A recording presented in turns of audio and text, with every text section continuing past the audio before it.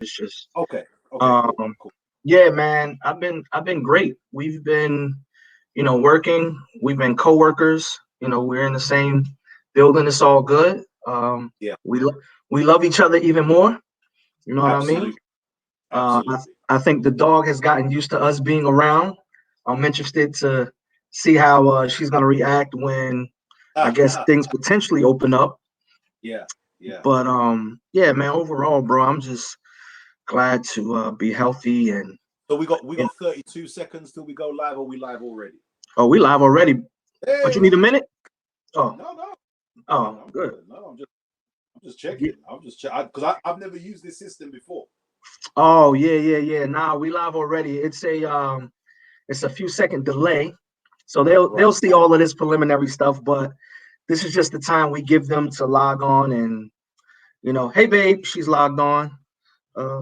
Yeah. So, man, that's about it, bro. How are you doing? How is Donna Marie? How's Gab, man? Oh, the family's good. They're fantastic. I'm even better because the mall's closed. So praise God. Praise God. We're on a savings route. You know, the mall out the one of the major malls isn't too far from where I live. So Yeah. I'm looking at God's small mercies towards me here at the moment. So we Listen, pray. listen. I get it, bro. I get Yeah. it, man. I get it. We where I am, they're still pretty much closed, but they tried to open the parks over the weekend and but they limited the amount of people that could come in. So Right. that was probably a blessing in disguise because when I was looking at New York, dude, it was thousands of people out, thousands. Now I'm hearing. Tell me about the states because some of my friends in the states are telling me, depending on what state you're in, Yeah. there are different borough laws. There's federal laws. So for us here, we are on complete lockdown. So like from a church perspective, we Mhm. not even the pastor is, or as you say, pastor. Not even the pastor. Not even the pastor is supposed to step foot in the church. Really. Now there's some guys who are kind of trying to interpret the law in their own way. But really, we're not even supposed to be, everybody's supposed to be home and only leave the house, one person leave the house for groceries Mhm. or to go pick up medication. Or if you want, you can walk around in twos for 1 hour's exercise a day. Other than that, we're not supposed to be doing it. So even our services, we've all been filming the different elements from our homes and Yeah, then emailing the elements to our creative team who has been pulling it all together and creating a complete production, as it were. So absolutely. I know in the states there's some. I heard that Maryland was on curfew, right? Is that correct? Yeah, pretty much everybody's on curfew. Okay. Stores are closing earlier, but there are some variations per state in Right. terms of like here we can go into our buildings, but with a skeleton crew, limited staff, Right. no more than 10, practicing Yeah. the physical distancing aspect. So yeah, that's where we are with that. But some the thing is, hotspots are mainly on the east. Like Right. different states are experiencing it, and I think it's hit all of the states, but like in your more rural areas, it's more spread out. They have less cases versus in our area, it's just like hotspot because it's so densely populated.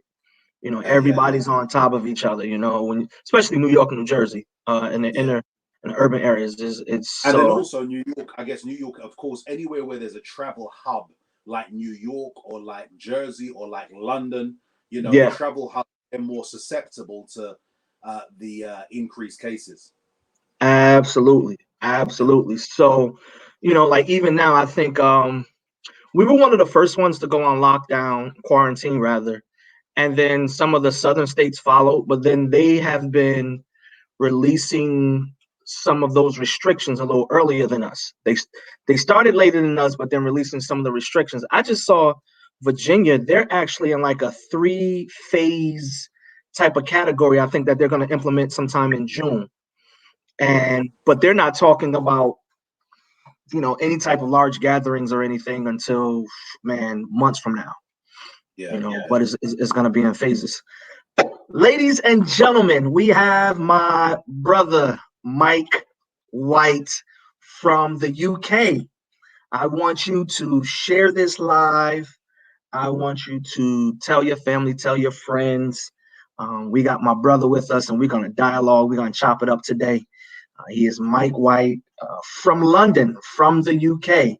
He's a pastor, he's a husband, he's a father, he's a friend, he's a community leader, he's a television host, and he is doing some great work over in the Europe area. Mike, man, say what's up to everybody, bro. Hey, everybody, glad to make your acquaintance. It's my privilege to be on the live today. I've been doing a few of these, but truly I can say I'm doing this with another definitive friend, and it's my honor to be on here. I'm looking forward to the conversation. Hopefully, it will produce revelation, at least some illumination.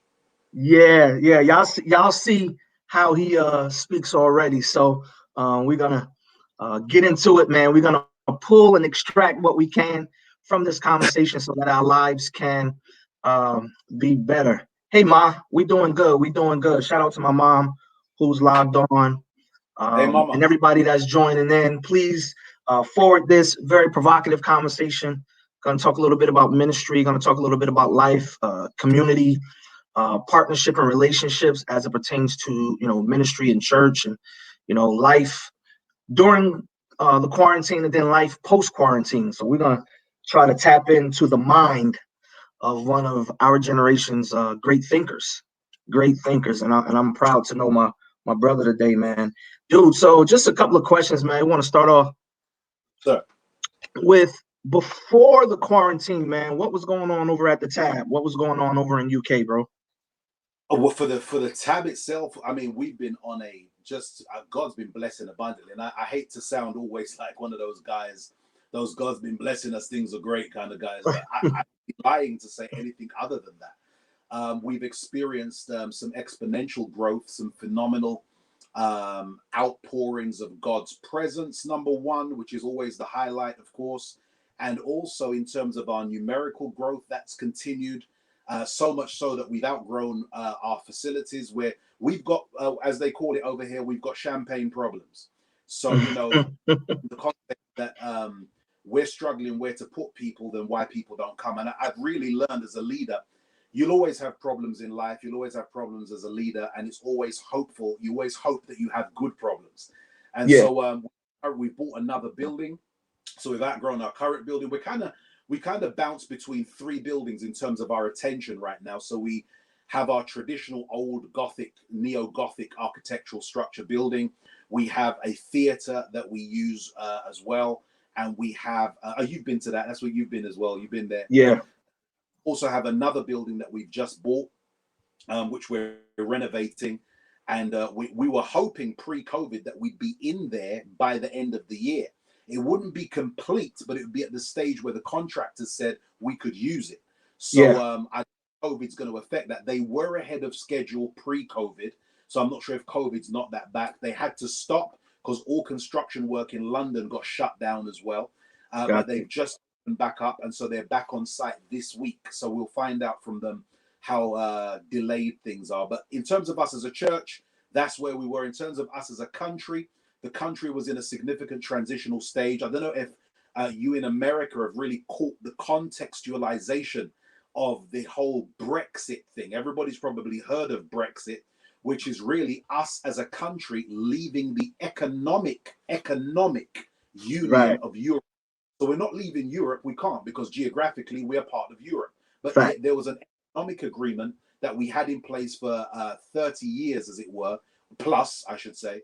And that we decided to pull out because it became, from the people who wanted to pull out's perspective, just something that became a little bit awkward. It started to progress from just an economic union. Then they Yeah, started to push it, wanting it to be a political union. Then they wanted to push it to become a military union. And it yeah. seems like the Europeans wanted it to become a United States of Europe. And Mm, we lose our sovereignty. We enjoy our sovereignty, our independence. And so as a result of that, the nation voted to leave the economic union because they could see the trajectory was not necessarily something that the majority of the country wanted. So the country was in a transitional stage anyway. So yeah, that gives you a little context as to where the nation were and where we as a church were. Yeah, that's good stuff. And I remember that. I believe we were over there right when they were right before they made the decision in 2016. I believe we were there around that time when a lot of heavy politicking and consideration was happening. And I mean, United States was right in the same place. We were in the presidential campaigns, and it was looking like Donald Trump was going to be that front runner, and he dominated the news while we were over there too, man. So definitely, bro. Thanks for that insight. And Okay. so, how has things been during how has things been during this quarantine? Man, this has been an interesting context. I mean, for us, in terms of a nation, I think just like every other nation, this is one experience that has united the entire world in terms of our human detachment, and that's proven some that from a spiritual perspective we can climb into in a minute, because I've got some concepts and things I've been talking to people about all for the last 2 weeks on different lives I've done like this, and it's been interesting to look at the human response. So from a human perspective, yep, our nation, of course, is pining after social interaction. Everybody's pining for social interaction. In terms of the church, I mean, this has been one of the most mind-blowing experiences for me as a leader, for many other leaders. I mean, this thing has been amazing in terms of, I think it's done so many things that, brother, you're going to need to pull my coattail, because I could go on. Number one, I think this from a church perspective, from the kingdom, God's kingdom, the church in particular, I think this experience is going to separate two things. It's going to separate, and I hope this doesn't come across arrogant. And if it does, please, I'm a lovely man. We're person. talking, man. We're not ruled by the major corporations right now. So give it to us. But let's keep it 100. Let's keep it real All the way. This one got rid of anything called really mega church. Okay, there's no such thing as mega church gatherings. Number two, it's separating the men from the boys in this context. Listen to this, bro. Tell me what you think of this, because I've realized that there is a difference between pastors and leaders. We've generally always amalgamated the two as being the same thing, and I think there's difference. There's a difference. Pastor, if you look at the etymological root of the word pastor, you're dealing semantically with the principle of shepherding, taking care of. Okay, you know this, I know it. Your viewers know this. But leadership is different. It takes somebody who can think on their feet, know how to delegate, know how to navigate uncharted territory, being strong in the midst of adversity. All of this is really showing, I think, going to be showing some people that maybe they weren't ever called to be leaders. They should have just remained pastors underneath a leader.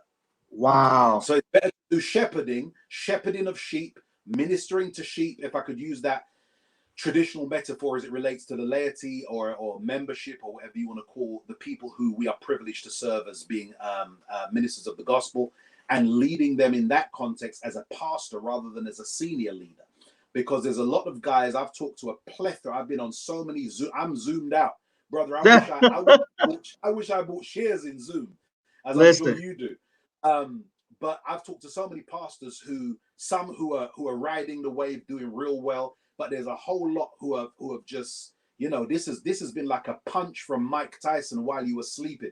It's just made them dizzy, it's knocked them out, it's messed them up, and they're struggling. And I think a lot of guys are realizing now that leadership is very different from pastoring, and sometimes it requires a different psychology. You got to be a little bit more pushy, a little bit more forthright, and you haven't always got the time to pander to stroking everybody's ego and making sure everybody's are you all right, and all that stuff that people from pastors. So that's another aspect. And then thirdly, I'm gonna finish with my three headings with this more controversial. This thing is separating, because everybody's online now. Churches, everybody's online, everybody's broadcasting. Ain't nobody got no sexy lights and smoke and flashing neon and 3D and holograms and whatever else we do nowadays, which I love. Yeah. That here as well. So I'm guilty of that. But this is going to separate those churches. Watch this, Joe. I've been saying this to everybody. It's going to separate those churches who only ever had something to see versus those churches who have something to say. Ooh. Now Yeah, is the we can stay right there with that one. all right. Yeah. Go ahead. No. We good. Finish that thought, man. Finish that thought, because you're right. Yeah, because I think what you're going to realize is that there's a lot of churches, and I'm not trying to be a hater. We just two friends having a candid conversation, pretending we're in a virtual Starbucks. Okay. The fact remains that I'm seeing it already. We're seeing it. The stats are proving it. That there's churches who are in the background, who nobody really knew about, who are getting so much attention now because people are realizing, oh, this person's actually got something to say, juxtaposed to other churches who were all about the embellishment of smoke, lights, cameras, hype, beat, or if we switch into our culture, let's talk about our culture, our black culture. There's no more trees. There's no more Hammond, Leslie's blaring out. There's no more look at your neighbor. Look at your neighbor. There's none of that. You can't. Yeah. There's no gravy. If you can't bring it, if there's no content, then people are gonna just chew. They're gonna visit 3 different churches on 4 different continents and not even have to get on a plane. So if you're not keeping attention with something to say, this is going to shut people down. And I think you're going to start to see that. There's churches that we've always associated as being super, super mega. And what we're realizing is what was mega is their branding. What was mega is the visuals. But if you wipe all of that away and leave it with the pure something to say, it's going to probably expose some weaknesses.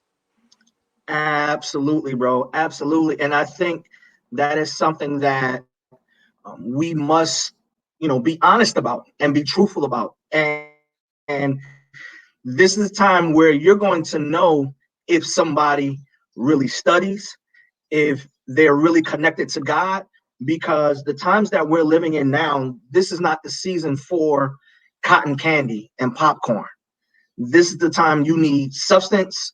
You need things that are going to help you think and consider perspectives that you've never considered before, because you mentioned we're on uncharted territory. I can't call my pastor and say, hey, when you went through this, how did you deal with this? Right.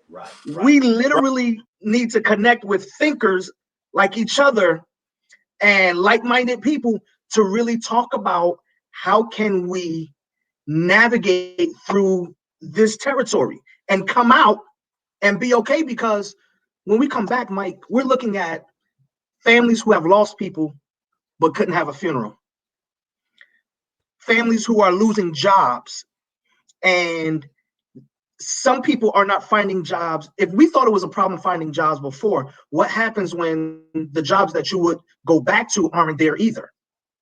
So it's a paradigm shift that is happening. It's an economic shift that is happening. Structures and systems are being broken down, bro.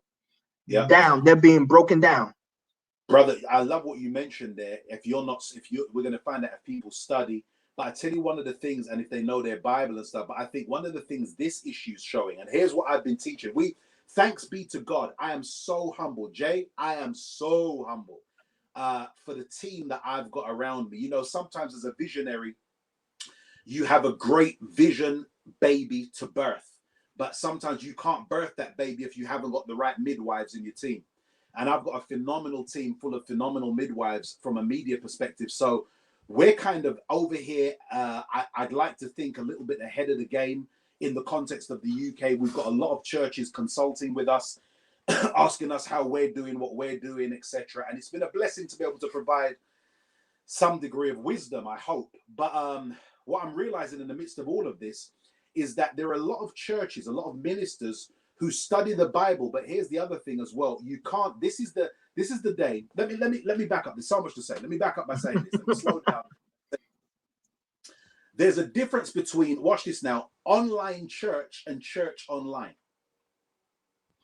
Traditionally, what we've all been doing pre-COVID, most churches have been doing church online. So we've been doing church and broadcasting church online. So the virtual viewer is almost like they're in the stands of the stadium watching what goes on in the physical space. Now, there's a completely different psychology with that from doing online church. Online church is different from just church online. Church online is the viewer watching what's happening in the physical space, almost in a voyeuristic, detached context. Whereas online church is the viewer is the church. Okay? And so everything you do is geared towards them. You're talking to them. The worship leading has to be leading them. It's not leading the congregation and they're watching. There's a whole different psychology, number one. Now, why am I saying that? I'm saying that because what I realize is that with church online juxtaposed to online church, which is what we're doing now, church online, you had a lot of ministers, pastors who could bring it. They could bring it to the congregation. They'd be killing, preaching, choir, worship team, whoever. They're bad. They're going in, we're having church, and everybody else is viewing, enjoying the service. Now with online church, you can't just bring it to a congregation in front of you. Now here's the thing. No longer can you just be a student of the Bible. You also need to be a student of culture. Because if you're not a student of culture, you're not going to be able to engage those viewing who aren't really used to the church physical space. Yeah. And there's a lot of guys who are struggling with that because they're still trying to talk to that space like it's the congregation. And I think it's a waste of, God forgive me, Lord, let me do a Catholic cross. It's a, the Pentecostal doing the Catholic cross. It's a waste of an opportunity, in my opinion. Because Jay, here's the thing, bro. Here's the thing. For the first time in probably 100 years, bro, we go right back to the Spanish flu. Let's go into history. It's the first time in 100 years we as the church have the world's full attention. Ain't nobody clubbing. Ain't nobody clubbing online. Ain't nobody saying I'm too tired. There's none of that. People are craving content.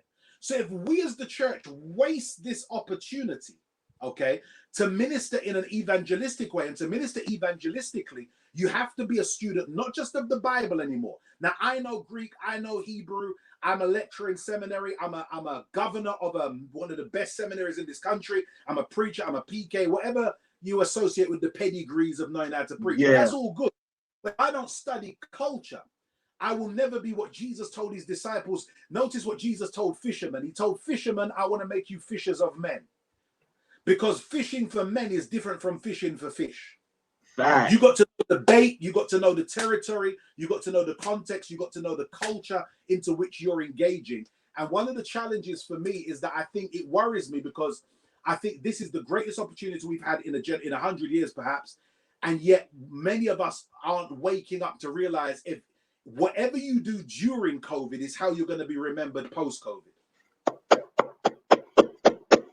Yeah, I'm glad you're saying that, because if we're to follow Jesus, we really have to study his methods. We really have to study his methods. You just mentioned culture, and he just spoke to the fishermen about being fishers of men, and how that works. And it's interesting because, you know, whenever he gave parables, he did it from different contexts. You good? I think I lost. You still on? Yeah, I'm still on. Can you hear me? Okay. Forgive me, bro. I think I just got so anointed and excited. I kicked the I'm only playing. But no, that point you bring up about the culture is important, because we've done a lot of separating in our church, Black church culture, division and divisive methods. And it's important, if we're going to really follow Jesus, we have to understand his methods and his message. And he was able to speak to from an agricultural perspective, whether it was planting seed, harvest time, seed time, and things of that nature. He spoke that way so that we could understand things from our context. And I think what you say is something that we need to highlight to make sure that we are understanding. Like, we have to be able to become better communicators. Yes, sir. Better communicators. Can a 15-year-old listen to this message and get something from it? Can a 30-year-old listen to this message and get something from it? Can someone who's older, double their age, listen to this message and get something from it? And that's the way, we have to, I believe that we have to approach this, because as you mentioned, the world is watching. This is the time where it shows, how we've budgeted with our, Yeah. finances. Like, this is the time where, we need to make sure there is some type of community partnership with things that are happening, with people that are working on the front line, with, people who are in need. Shout out to every pastor, every leader that has connected with the community to find out what the needs were and have stepped up to supplement and assist during this time. And as you mentioned, the world is watching, and the church, we have to make sure that we step up, and things that weren't working, this is the time to make sure we don't go back to what wasn't working and adapt new systems and paradigms and habits, and thinking that that's going to help us get through this, and then thrive post, which is this next part I want to tap into, because you already started into it.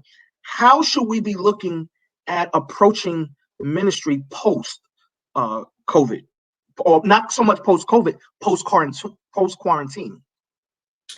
Well, yeah, you're right. It's more post quarantine than post COVID, I guess, because COVID probably in some form is going to be around for a little while, God forbid, but it's a reality.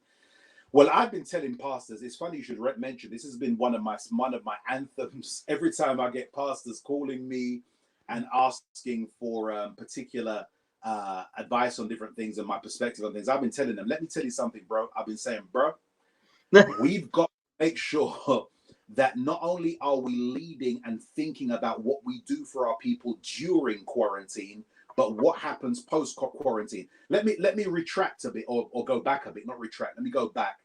Jay, where our roots are Pentecostal. Our roots are Pentecostal Holiness Church, and so we grew up. Well, at least I did. I don't know about you, but I did. I grew up in a context. I'm playing. I grew up in a context where we used to hear the old mothers, the mothers in Zion, the mothers and the prayer folk. They'd be praying, and the language they use. I'm a word nerd. I'm naturally a word nerd. I love etymology. I love semantical studies. I love words, and I love not only the word structures, but I love why people use words. And they used to say things like this. And I've been saying this to a lot of guys. They used to say things like this. When I grew up, I used to hear them saying stuff like, Lord, send revival. Okay? They say, send revival. Send revival. They're praying for revival. Now, the word revival, I know nowadays everybody's super smart, so they've got their own interpretation of what revival is. But generally, when the old folks said send revival, they meant, let's see masses of souls being saved. Let's see integrity and morality restored to culture, etc., etc. Let's see people wake up to God. Okay, that's what they meant by revival. Boom, great, love it. But that was great. But it's the other metaphorical words they use that I found very fascinating. The specificity and the intentionality of the words that they selected during the prayers spoke to me about some things concerning pastoring. As I reflect, they used to say, Lord, listen to the words they used to use. I don't know about your upbringing, but these two words in particular spring to mind. They say, Lord, birth a revival. Or they say, Lord, send the wind of revival. And I love terminology, and I know it has biblical application, but I think there's something in that we can learn from pastorally. You see, for me, Jay, sending the wind, let's talk about wind first of all. Wind of revival is interesting because unfortunately, there are many of us who've been praying for revival, but when the wind blows, we're going to miss it because our sails aren't up. You have to have the sails of the structure of your church ready for your discipleship programs, your community engagement, your bereavement counseling. All of this has to be ready now. You can't wait for quarantine to be over and then start talking about this. Is what many of your Zoom meetings that we're spending on what this week's service is going to be like, or next week's service is going to be like. As a team, we plan 3 to 4 services in advance. So we're already talking about, my team will be talking about service in 4 Sundays time now, this week. In terms of, but aside from that, we're also having conversations as well about what we need to have in place for when quarantine is over. We're talking about that now. wind of revival. Then you've got the issue, Jay, of birthing a revival. Now, Jay, for me, you know, we're men. And one of the things about, I don't want to sound misogynistic, God forgive me, but and I repent in advance if this comes across slightly male. We'll blame it on the cultural and language barrier. Thank you, sir. Male-minded. There you go. Let's blame it on the transatlantic English. But you know, we say birth. They used to say birth or revival, and I to be honest, I find birth extremely ugly. I think it's disgusting. I think birth is bloody. It's gory. I'd rather be at the other end stroking my wife's hair than down that end. I find it gory. But what birth produces is beautiful. And in the midst of the ugliness of the diabolical devastation we're seeing economically, emotionally, physically with this virus, I think what's going to come through this is the birth of the revival the saints of old used to pray about. Because people are hungry for spirituality. We've just had, now we're not America.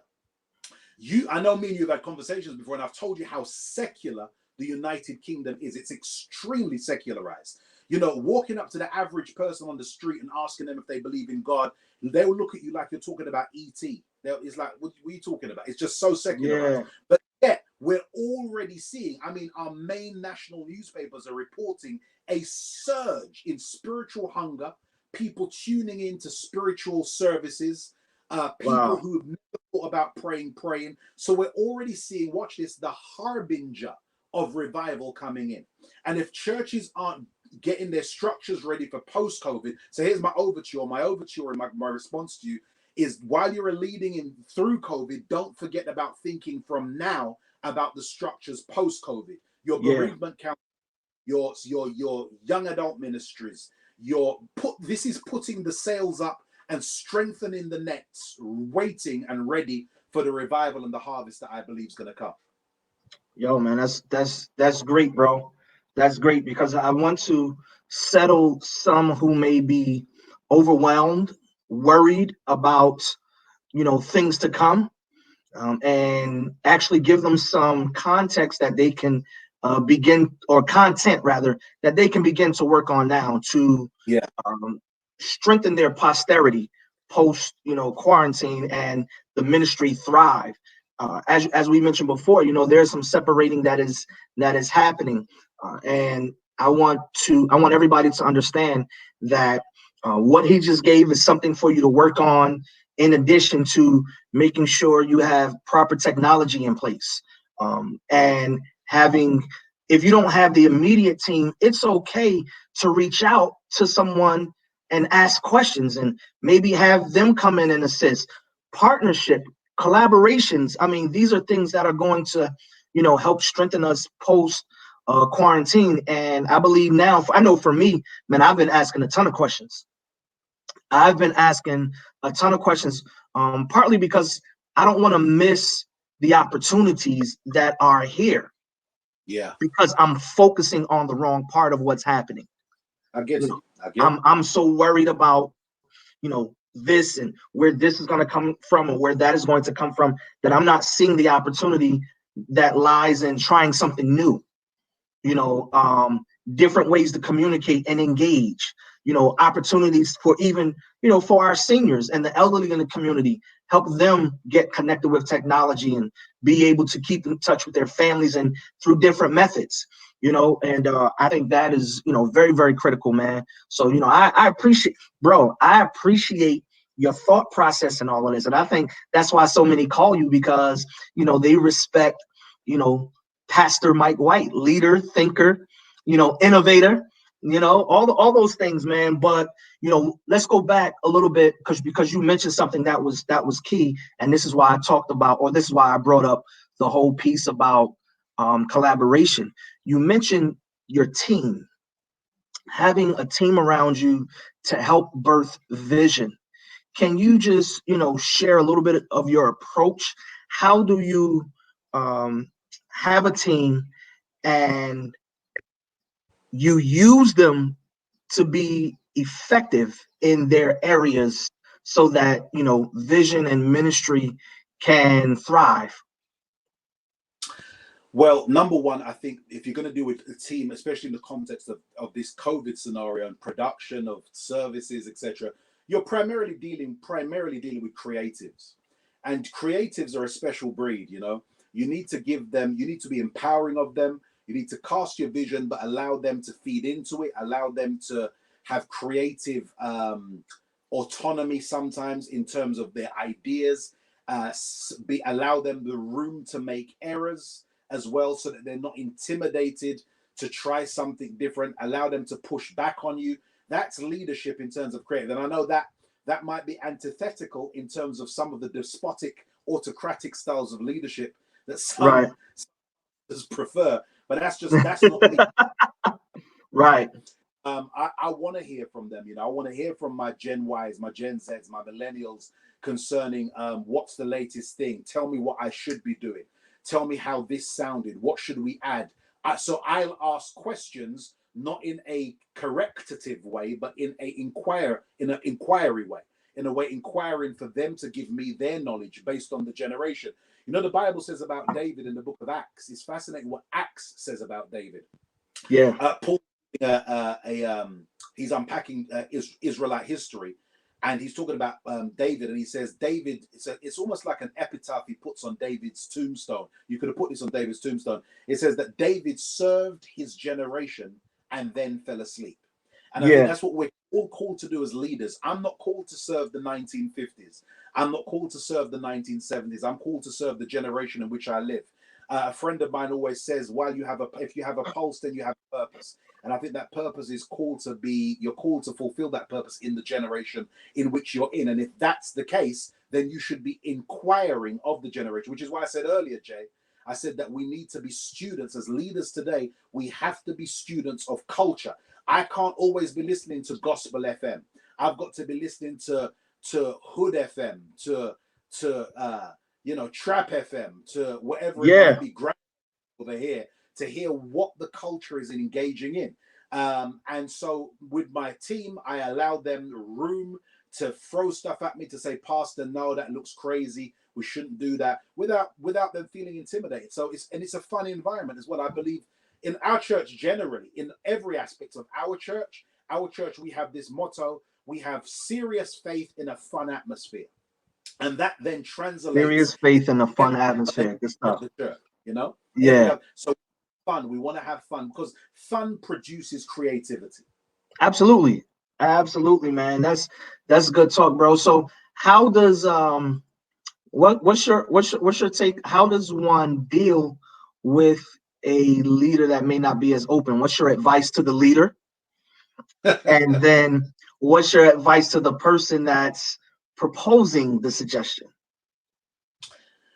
Well, let's talk about leadership first. I think the fact is that if you're a leader who doesn't allow your team the room to tell you what they think should be going on, then you're not really a leader, you're insecure. And I think the bottom line, and sorry to start a war here, I'm glad we have an Atlantic Ocean between us. But I think it's insecurity. I think you have to allow your team. What's the point in having a team then? Why don't you try and do everything by yourself if that's the case? Does that make sense? Absolutely. So for me, the leader, you are destined for destruction. You're destined for a swift end to relevant and effective and impacting ministry. You'll just simply be a noise and not a voice if you don't have people fine-tuning what the sound is. Every sound needs to be fine-tuned. That's why we have vocal cords. That's why we have in the natural. That's why in the PA world you have sound techs, because otherwise it will just come out as a noise, and your ministry can just become a noise if you don't have people who are skilled to help fine-tune it, so it doesn't just remain a noise, but it comes out as a voice. And I think that's critical. And also, I think we should also be inquiring of what we say. I'll ask my team and allow them to feed back into what our perception is out there. You should not be ashamed of that. Be concerned, because you want to make sure the brand of your ministry, which represents the ultimate brand of Christ, is representing Christ well. Wasn't it Jesus who asked his own team? He says, who do men?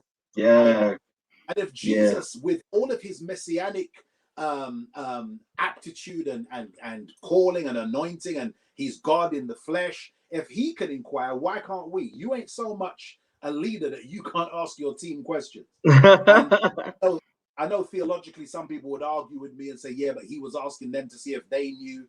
But I think the principle still stays. I think the principle still stays that Jesus was inquiring also of them for them to give him the feedback. And I think as leaders, we must be open to feedback and to critique. And I'm not advocating disrespect and people telling you, Pastor, you're an idiot. That's crossing a line. None of us need to call each other idiots. But the reciprocity of respect, I think, is critical. The reciprocity of creativity will be produced in an atmosphere of that's fun about the atmosphere, but serious about the objective. Yo, that's great stuff, because I think when we look at assessing our ministries, that's one area that somehow gets left off of the agenda. You know, we assess those other areas, but when it comes to those who's sitting in that decision-making seat, we kind of leave that part off the agenda. So I just wanted, so share.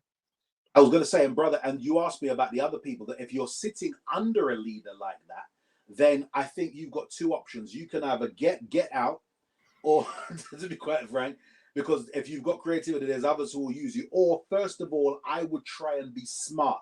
If you really love your church, you really love your leader, and you want to see them win, then try and be smart and do what Abigail had to do with her husband in the Old Testament. She had to approach him in a way that made him think it was his idea. If the objective is for the organization to win, maybe it's like, Pastor, you know what? Do you remember the other day you were saying this? You know what? That really stimulated something. You have to just be really creative in how you approach a difficult leader. But that's only if you've got that kind of aptitude, that kind of level of patience. Otherwise, there's plenty of other people who will use you. Oh man, this is absolutely amazing content, man. I'm sure the people that are listening today will definitely have something to take back to their teams. But yo, I need to ask about my sis and my niece, man. How is Donna Marie? How is Gabby, man? How is the family doing during the quarantine? They're fantastic. It's been an amazing experience on two contexts. Number one, of course, well, I'll talk about another context in a minute, but number one, it's been great spending time together. The pace of life slows down somewhat. And, me and Gabriella, my daughter, we're going on these walks. It's fascinating. I didn't realize some of the stuff that's like literally 90 seconds walk out of my drive.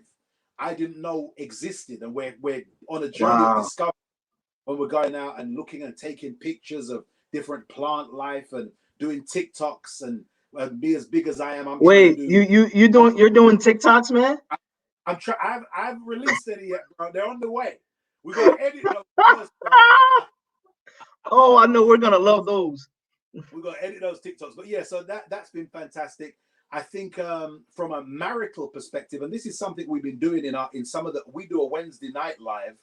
And on Wednesday nights, what we've been doing is trying to give practical advice, not just be preachy, but bringing professionals on who are experts in their own right. So we did the first one on marriage. We did another one on mental health. We did one on finance. The other day, we did one on color and this whole thing that's now evolving about how COVID in most Western countries like America, like the UK, seems to be having more of a negative effect on those Black ethnic minority groups. Go ahead. Yeah. So in the UK, you have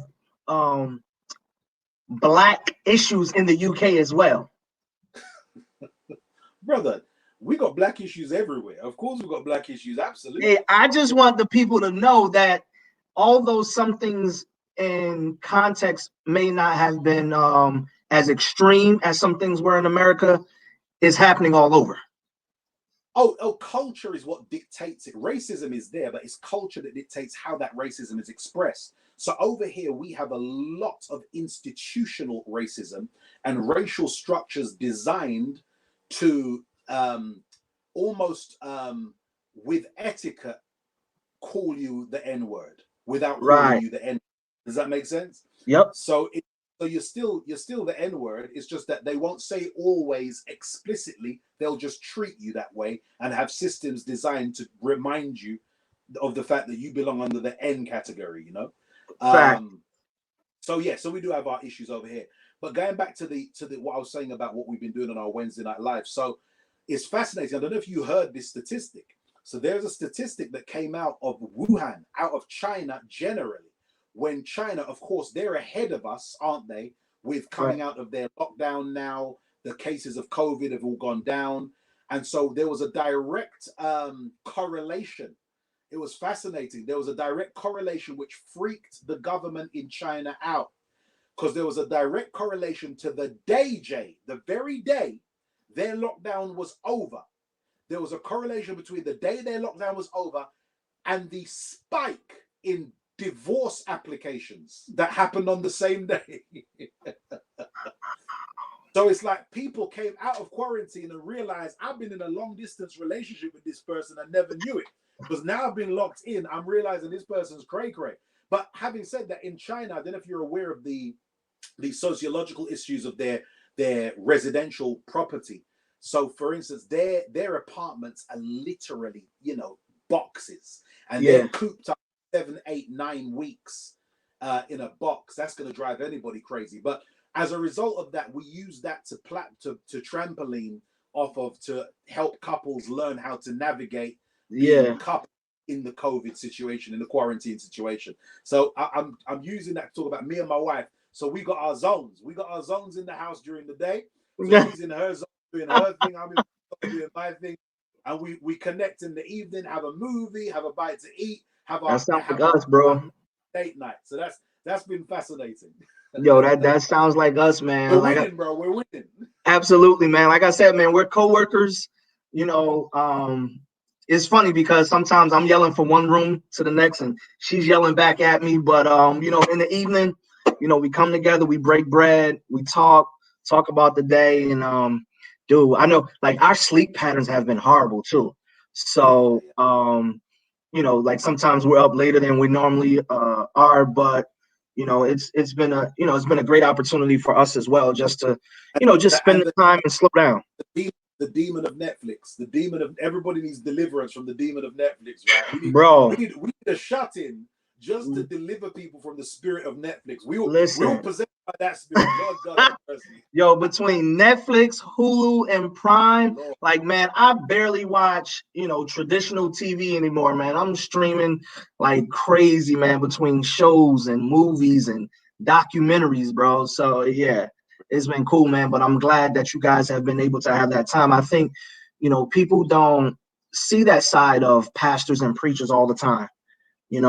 They see them on the stage, they see them on the pulpit, they see them moving and shaking. So it's great to know that you guys have been definitely taking advantage of that time. So normally when we're not under quarantine, how are you balancing that family time? Because as I introduced you guys, Mike White is a thinker, he's a leader, he's a preacher, he's a TV host. He's a TV host, and he travels extensively throughout the European countries, man. So, with that being said, how do you balance, or how were you balancing your time, and what's the plan post quarantine? I think in life generally, I heard Bishop Jake say this once. I've heard other people say this, and I think it's a great principle. And I think you realize when it comes to life balance, life work balance, you're never going to win every day. You're never going to win every day. And the critical thing is to make sure that you don't lose at the same thing every day. And so Mm, family, sometimes one day you're going to be there, everything's going to be great, lots of time together, spending together, fantastic.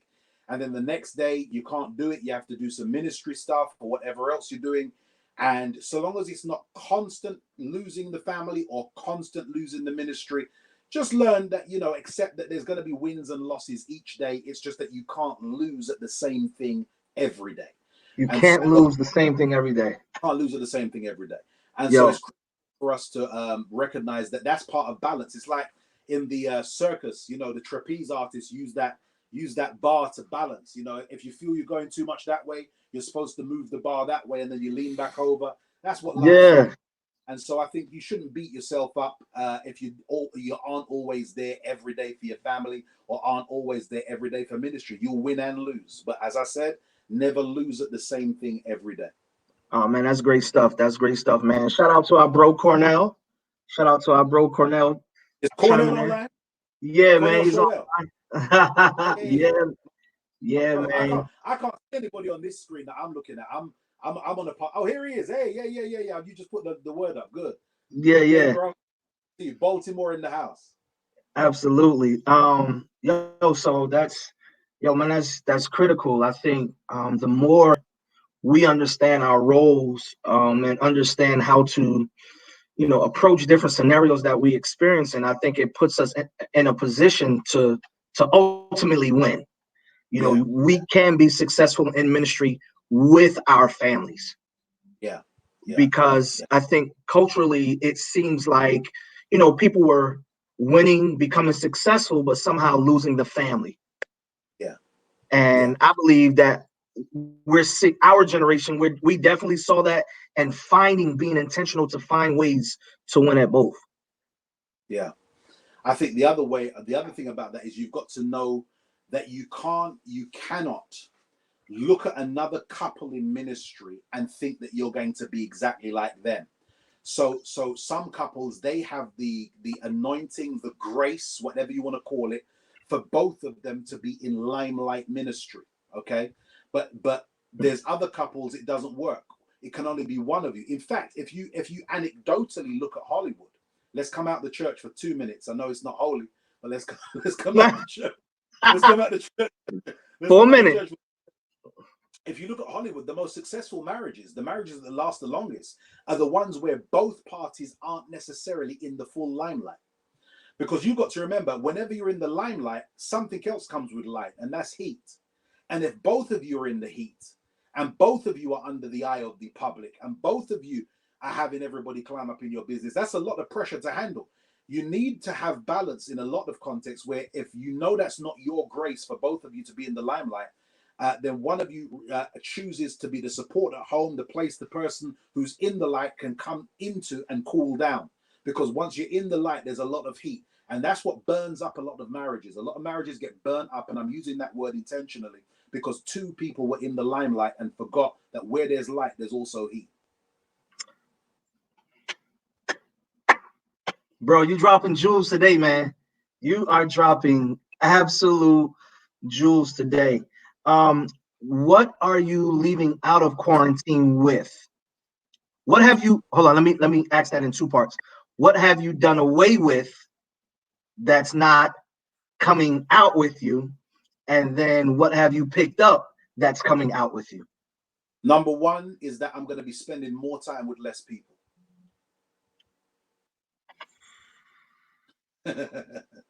Number one, I've realized there's a difference between your crowd and your crew. Talk. And I'm realizing more and more that what this is teaching us is that some of the people we thought had to be around us, we didn't need to be. This has been rehab. For most of us, this has been rehab me. It's been a chance to get rehabilitated from all kinds of addictions. And I'm not talking about necessarily substance. I'm talking about Yeah. people that we realized we didn't need. There was a lot of distractions, and I found out that the devil, his greatest tool is distractions, and most distraction is destruction in disguise. And I think what fascinates me with that is that this has allowed us to lose. Here's what it's allowed us to lose. As I've studied the psychology of some of the conversations I've had with people who I'm responsible for leading, a lot of them needed this because they always knew they needed to get away from certain environments, but they had FOMO. They thought that if they don't go and hang out, they'll be missing out. But now they know that everybody's in the same situation. Woke them up and realized, you know what? I didn't need that person. I didn't need that situation. I didn't need to be connected with those people. And a lot of people, and I preached about this on Sunday, was it Sunday or Sunday before? The fact is, we've realized that some people are realizing that the relationships they had were actually bad for them. And they didn't realize they really had an addiction for affliction. They were Yeah. relationships and were addicted to it, and it's only now that they've gone through detox of this quarantine that it's woken them up to realize, my God, is this what freedom and peace and joy feels like? And sometimes God through that space of detachment, of being by yourself, to wake you up. And I'm realizing more and more, if you study the New Testament Gospels, the Bible is very intentional about constantly using this phrase. It says Jesus went, it will say he went off by himself. Or He when, went yeah, alone. He climbed the mountain by himself where he was alone.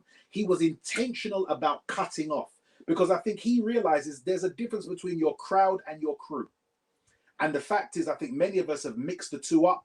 And that's why sometimes we don't achieve all that we're supposed to be achieving, while we're behind on our life schedule, you know. And I think there's so sorry, I'm being long-winded here, but you're asking me what I'm coming out with. My headline is I'm going to be spending more time with less people. bro, that right there in and of itself is a whole segment, because so many of us validate our lives based on who we're around.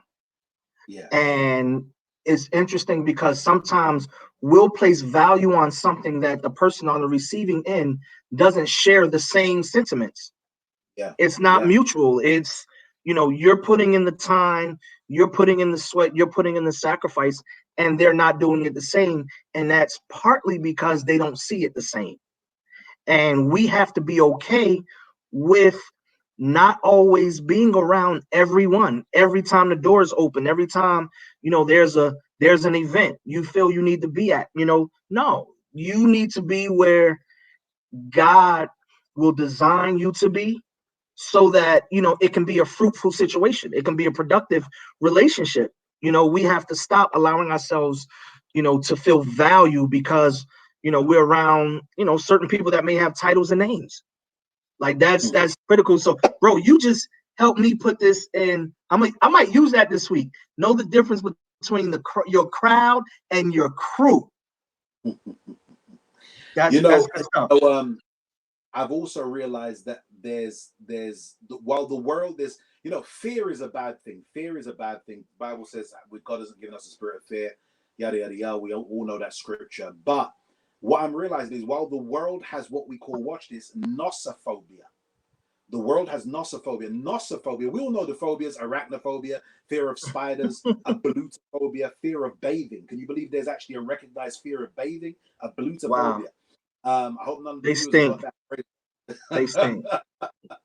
None of us want friends with that. But the point is that you've also got something called nosophobia. Nosophobia is what the world's suffering with right now, which is the fear of catching a disease.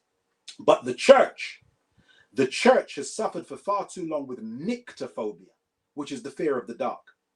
When Jesus said, you're going to be light in the darkness. And here's what's made me realize, here's my perspective on this. In this dark situation, Jay, that's going on around the world, how much must God think of you, Jason Moody, of maybe me, little Mike White over in my corner? How much must God think of us to make sure that we are the church in this dark situation? We're the ones he's got alive and in ministry for such a time as this. That's flattering, that God, of all the generations, of all the people who he would have in ministry and alive and in the midst of the dark, diabolical devastation that this disease is disseminating across the globe, yet it's us he's got representing the church. And I think, you know, when God, whoever God calls to be light in the darkness, you should be flattered. And I think it's making, you're asking me what I'm coming out of this with, that, wow, God, thank you for having us in ministry in your kingdom for such a time as this. I didn't realize you saw us this way, that you thought you could count on us to represent the kingdom of God by God's grace. By God's grace. Dude, that's a lot, man. That's a lot. And it's ministry is a privilege. Yeah. Ministry is a privilege. To be used by God is a privilege. And I know sometimes we can you know, sit in our overconfident postures to, you know, overcompensate for our insecurities. But ministry is a privilege. The fact that people attend our churches, the fact that people give to our ministries, the fact that people sit and listen to us, it's a privilege, man. This isn't something to be biased over. I tell my wife all the time that I never want to get used to. I mean, I'm on TV a lot. I'm on, where my, people buy your products and stuff. And I said to my wife, I never want to get to the stage where I become too used to that. I think that's part of the way you can try and Yeah, keep your feet on the ground. That is a privilege. It's a privilege to serve the people of God. man, dude, I am enjoying this so much today, man, because I know you're busy, and but the biggest thing is to be able to extract some things to help us get through this situation, as well as what we should be preparing for. And that Yeah. is something, as you said, while we're getting through this, we definitely have to be thinking about the future. And I know what helps us not to be overwhelmed is to know that we have options and solutions Yeah. Yeah. and Absolutely. plans and strategies in place. And that's where we have to put our energy and our focus. And to utilize technology. I mean, right there in America, in Jersey, what are you? You're what? 2 o'clock? What time is Two it out there? o'clock. Yeah, 2 o'clock. 2 o'clock. Right. Over here is 7 p.m. But yet, look at us utilizing technology to share ideas, to encourage. It's in the evening over here, and just doing practical. This COVID thing has united the world, and if it would be a sad thing, it would be an indictment on us if this unites the world but doesn't unite the church. Mike, you walking heavy today, brother.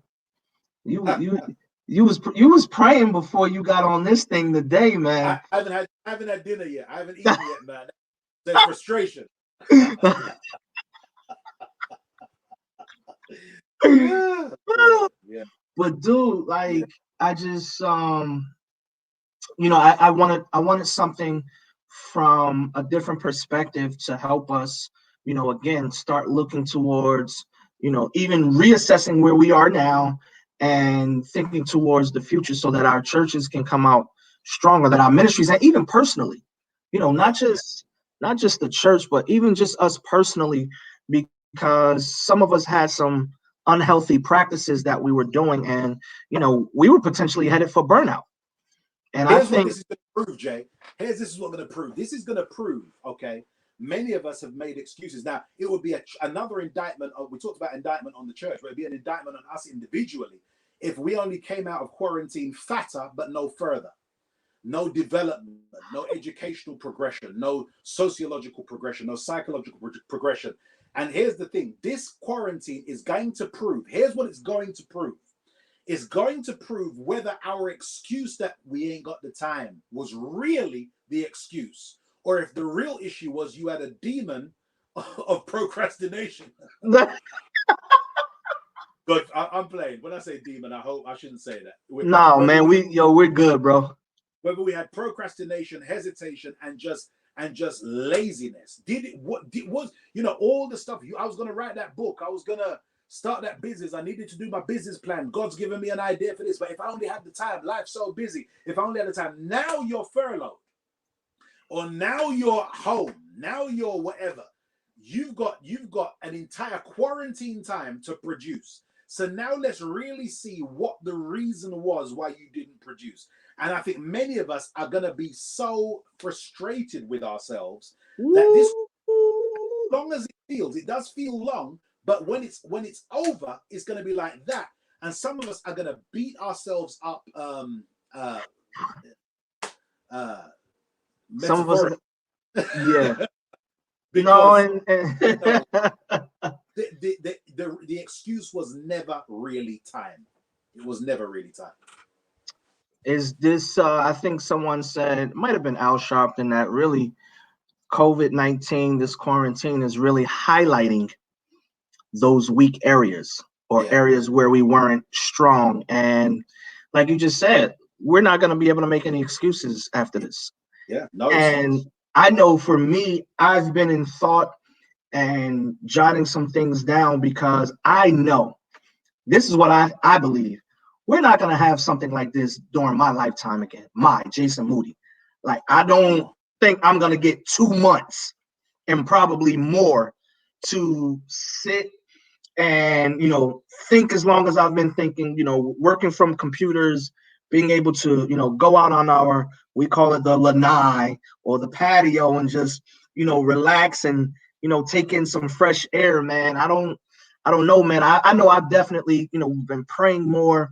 We're doing something here where we're tithing, our time at least 2 hours and 40 minutes a day, whether we're listening to a sermon, praying, reading something to feed our faith. So, I don't know. And I just know this. I don't want to be in a number where I said, I wish I would have. No, no. Wish I woulda, coulda, shoulda. Woulda, could. The spirit of woulda, coulda, shoulda is demonic tongues, bro. We don't speak that kind of tongues. That woulda, coulda, shoulda. We don't do that. We need we we need to come out of this further and not just fatter. We need to leave the Oreo cookies alone. Stop ordering pizza and spend some time. And we're all human. Let's be real. We're all human. We'll have our down days and our motivated days, non-motivated. That's just natural. Absolutely. But make sure that, here's the thing: if we just set ourselves a goal when it comes to writing a book, when it comes to doing your business plan, here's the thing I teach people when I life coach. I tell people, never give yourself a specific target. I think when you give yourself a specific target, if you struggle with momentum, giving yourself a specific target is not the thing to do. It's saying to yourself, I'm going to do something every day. Don't say I'm going to do a chapter a day, 2 pages a day, an A4 sheet a day, an hour a day. Just say I'm going to do something every day. And what you find is those many somethings add up to the thing. Yeah. And it's less intimidating psychologically when you tell yourself, let me do something. So you're not putting yourself under that pressure. And you'll find out that in 2 weeks you can produce assignments. If you're studying, you can produce a couple chapters in a book. You can produce, just by telling yourself, I'm going to do something. I'm not going to put myself under pressure. I'm just going to sit on the computer, on my laptop. I'm going to type till I've had enough. And you'll find your creative juices flow better. Writer's block, sermon block goes when you don't put yourself under that pressure. Yeah, that's good stuff. That's good stuff. That's good stuff. That's definitely needed, and it's helpful insight, because I think, one of the things that causes the procrastination is the pressure. And most people freeze when they are under pressure, Very true. and so we need to, loosen up and just do something. Yeah. Something. Absolutely. Something. Even if it's, go for a walk to clear your mind, open it up. Make sure you keep your note recorder next to you and just say something in your note recorder to, bring it back, when you get that paper in front of you or that computer in front of you, man. So, dude, I'm going to, man, let you go so you can eat, because I know, you're Big Mike, and you need your meal. But, bro, I just want to thank you for your time today. I want to appreciate you for just lending us some of your thoughtful thinking and some of the things that definitely we should be looking at during this quarantine, so that we can come out further and not fatter. Yo, that's good, Mike. You're good with quotes, man. You catch those things, man. You always leave us something with nuggets to take back. So dude, yo, I can't wait to come back over. I don't know when, but yo, when all of this lets up, and we're moving ahead with ministry and life, post this situation, man, we're gonna definitely, me and the wife are gonna come over and just have fun, man, and see some parts that we weren't able to see before, and and share with you and the family. So, bro, I appreciate your time, man. I want to pray real quick, and then we're going to let you go. So, Father, we thank you for all that has been said and done. I pray for my brother Mike. I pray for his family, God. I pray that you will continue to cover them, keep them, protect them. I pray for his church family, that you do the same for them, God, that even in this season, God, that you will keep them in good health, and that you would even prosper them, God. I pray, God, that whatever he puts his hands to do, God, that it prospers, that it grows. But Father, thank you for the insight. Thank you for the wisdom and the revelation from today, that our lives will be better for it. And we thank you for all things in Jesus' name. Amen. Amen. Appreciate you, bro. Love and grace. Love to the fam. Bless you guys. Thank you, everybody, for watching. Hope it was of some benefit to you. God bless you. Absolutely. Enjoy the rest of the day. Okay, Take care, bro. man. Talk to you. I want to Yes, sir.